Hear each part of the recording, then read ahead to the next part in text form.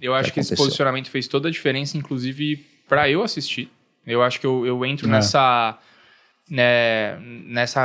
nesse leque de pessoas, assim, eu não tenho um posicionamento religioso, sou um cara bem...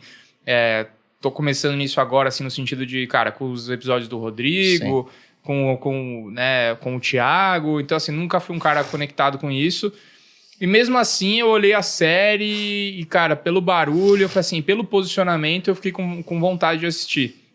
E eu acho que o que me fez gostar muito da série desde o início, e aí eu quero perguntar para vocês sobre isso também, foi a questão do Jesus mais humanizado. Dele ser um cara que você fala assim... Se machuca, sangra... Cara, ele não é um cara carrancudo o tempo inteiro, ele dança lá com a galera, ele, conta uma piada, ele...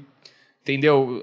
Ele era o mestre dos caras ali, mas ele também tinha um posicionamento de amigo dos caras, entendeu? Então, não é aquela coisa assim que, nossa, o ser que, nossa, super santificado, aquela coisa que, nossa, parece uma luz em volta dele quando ele aparece.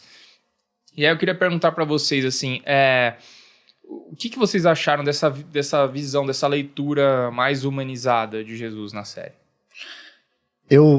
Pra mim, a gente sempre olhar pra Jesus, primeiro que tem uma coisa, até no tema, né? Quando vocês falaram que queriam fazer esse episódio, eram as lições de Jesus em The Chosen. Uhum. E pra mim, as lições de Jesus em The Chosen são as lições de Jesus na Bíblia. The Chosen, ele é uma interpretação, e é óbvio que não vai conseguir pegar tudo na Bíblia, é óbvio que vai ter licenças por volta daquela história que eles estão contando, mas é a história que tá na Bíblia, que a gente lê na Bíblia. Agora, pra mim, lendo a Bíblia ou assistindo The Chosen, tem uma tensão que você tem que conseguir abraçar ao se relacionar com Jesus, que é o fato dele ser 100% homem e 100% Deus, ao mesmo tempo. Uhum. Se você separa um desses dois, você não tem a visão completa de Jesus. Então, eu acredito que essa visão humana, ela é parte de Jesus, assim como a visão como Deus.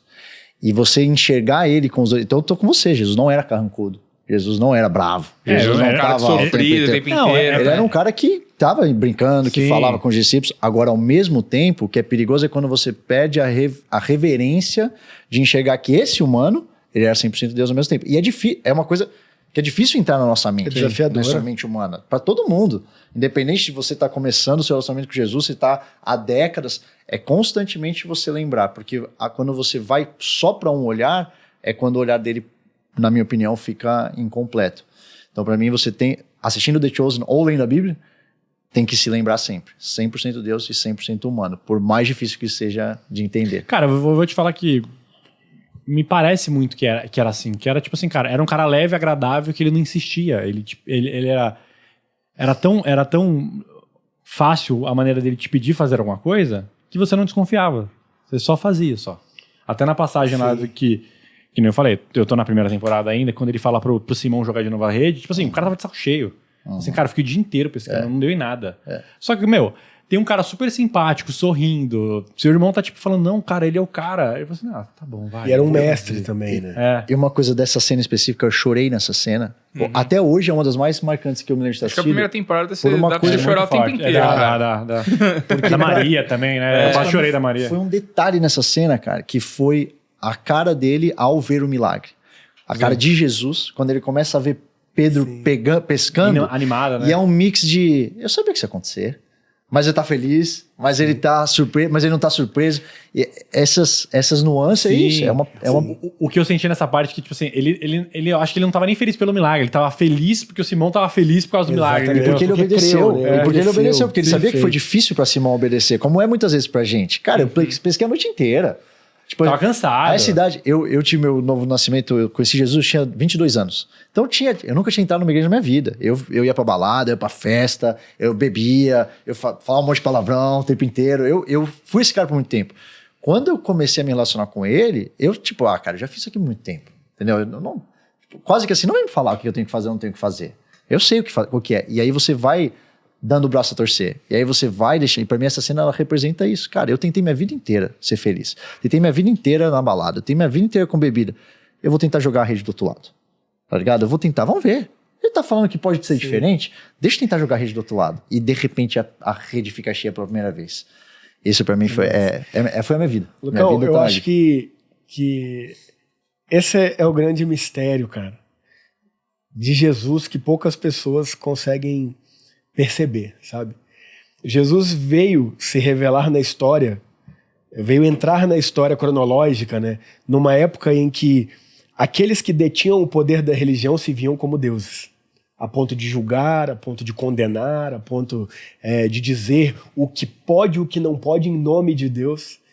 E Jesus veio mostrar pra gente que nós devemos ser plenamente humanos, sabe? A grande sacada é que Jesus nos ensina a ser humanos, enquanto muitas pessoas estão querendo aprender a ser Deus. E aí eu gosto muito de um relato de Paulo, que diz em Filipenses 2:5, que diz assim: tenham a mesma atitude demonstrada por Cristo Jesus, que embora sendo Deus, não considerou que ser igual a Deus fosse algo a que devesse se apegar. Em vez disso, esvaziou-se a si mesmo, assumiu a posição de servo e nasceu como ser humano. Então, olha que interessante. Tem uma frase que diz: todo menino quer ser homem, todo homem quer ser rei, todo rei quer ser Deus, mas só Deus quis ser menino. Então, você percebe, cara, a beleza que está nesse Jesus, que é Deus, é o Todo-Poderoso, é o Criador de tudo, assim nós cremos pela fé, mas ao mesmo tempo ele vem menino. Ele precisa de um pai e de uma mãe para ensiná-lo a andar, para satisfazer as necessidades humanas dele, porque senão ele morreria, se ele não fosse cuidado, fosse deixado de lado. E a gente está falando de um Deus homem, que é como o André trouxe. Então, olha como ele se porta, mesmo sendo Deus, servindo, sendo humilde, pedindo encarecidamente. Ele poderia usar ali a autoridade dele de rabino, de falar: você joga porque eu sou mestre e você vai me obedecer. Não, ele vai humildemente. Algumas pessoas não querem ouvir o que ele tem para falar, e ele fala: tudo bem. Elas seguem o caminho delas, entende?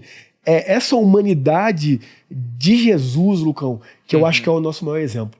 Porque muitas vezes nós queremos ser igual a Deus, mas Deus veio como humano. Sim. Uma coisa então, acho que a sacada tá aí. Uma coisa que me afastou quando eu era mais novo da igreja foi isso. Foi a autoridade da igreja de querer uma soberba da me igreja. julgar as pessoas do que elas podem e não podem fazer.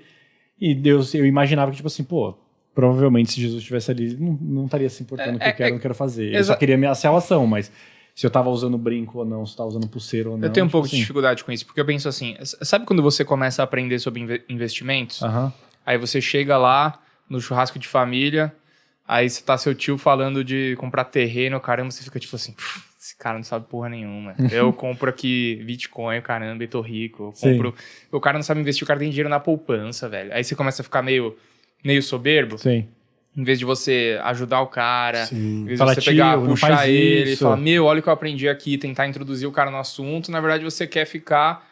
falando o quanto você é incrível. O quanto que você sabe a mais que ele. E eu vejo, eu acho que principalmente, isso é muito característica do iniciante, né? Porque ele conhece uma coisa nova e aí ele se acha superior ao cara que não conhece. Então, eu vejo muita gente, principalmente quando é entrante no mundo da religião, o cara fica soberbo. Tipo, cara, agora eu pertenço ao mundo que você não pertence. Então, eu posso apontar o dedo pra você e falar, cara, você tá fazendo merda, você é idiota e eu sei tudo.